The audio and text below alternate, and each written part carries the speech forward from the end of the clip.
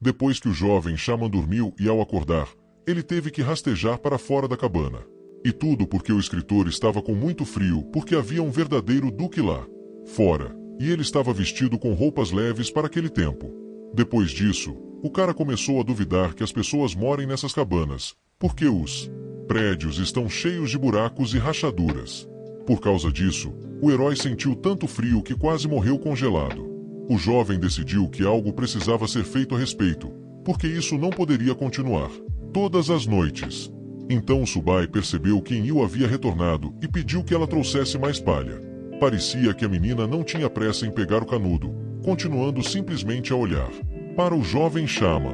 Então ela pareceu recuperar o juízo, percebendo que o jovem xamã havia lhe pedido algo. O diálogo com o pai ainda estava nos pensamentos da heroína. Por isso, assim que viu o escritor, imaginou imediatamente os muitos filhos que o líder lhe pediu.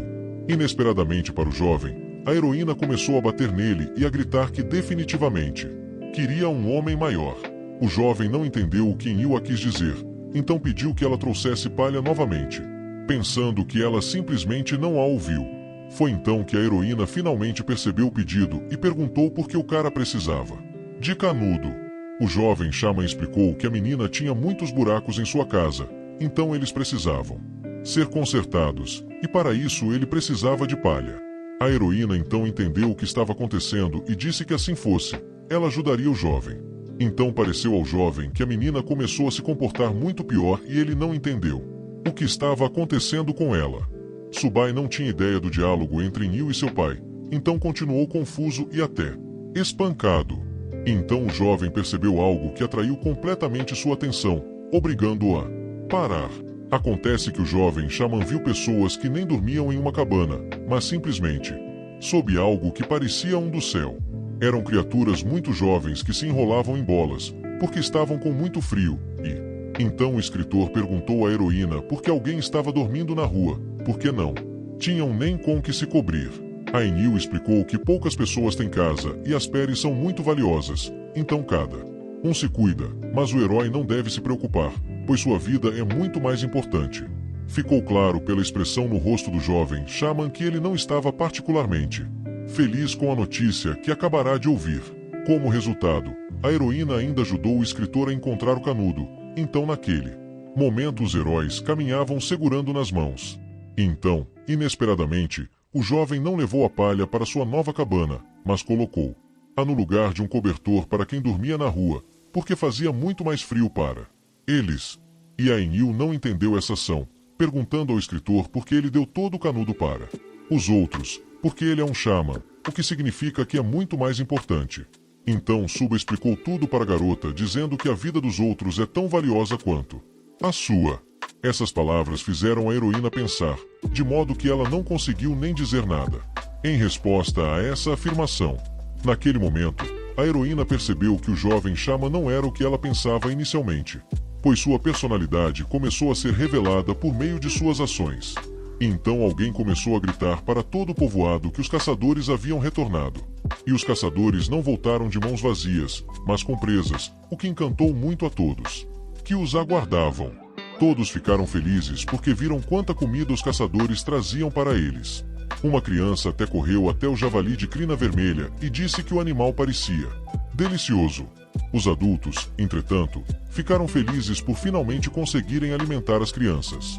Então o jovem xamã perguntou à menina se a comida era compartilhada entre todos os moradores da aldeia. Então, por causa dessa pergunta, lembrou-se de que não havia comido nada durante um dia inteiro.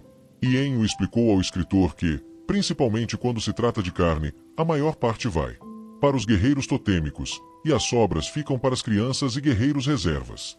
O cara perguntou o que os velhos comem, e aí a heroína disse que eles comem de vez em quando, e geralmente comem frutas silvestres se encontrarem em alguma coisa. Além disso, a tribo come imediatamente apenas metade da presa, e secamos a outra metade, para que possam comer enquanto os caçadores estão fora.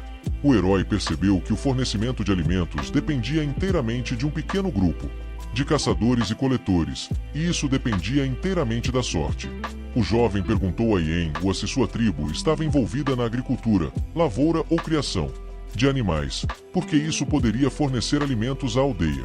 A heroína nem entendeu as palavras do escritor, e depois acrescentou que eles não conseguiam nem se alimentar, muito menos os animais. As declarações da menina levaram o novo chama a um beco sem saída, pois ele não sabia que tudo estava tão ruim neste assentamento. Subai não sabia como explicar à menina que os porcos podem ser criados para serem comidos mais tarde. Muito provavelmente, o pobre porco será silenciosamente abatido e comido logo na primeira noite. Então um homem que parecia um leão apareceu ao lado do novo monge, e ele perguntou a Ien a quem era esse cara, porque ele foi visto pela primeira vez.